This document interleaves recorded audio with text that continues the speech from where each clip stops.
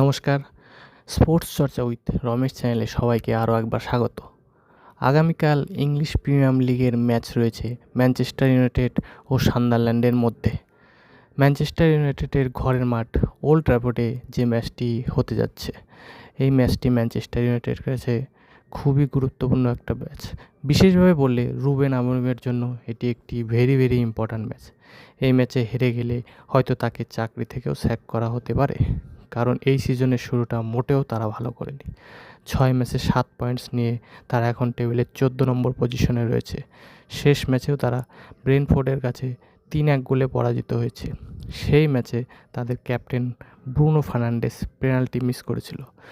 অনেকে Ruben আমোরিমের tactics নিয়েও প্রশ্ন তুলছে। অপরদিকে সান্দারল্যান্ড, যারা এই সিজনেই প্রমোশন পেয়ে প্রিমিয়ার লিগে এসেছে, তারা 6 ম্যাচে 11 পয়েন্টস নিয়ে টেবিলের 5th পজিশনে রয়েছে। তাই ম্যানচেস্টার ইউনাইটেডের জন্য ম্যাচটি মোটেও সহজ হবে না। এখন দেখার রুবেন আমোরিম কি এই ম্যাচ জিতে তার চাকরি বাঁচাতে পারে, নাকি এই ম্যাচ হেরে সে চাকরি থেকে বরখাস্ত হয়।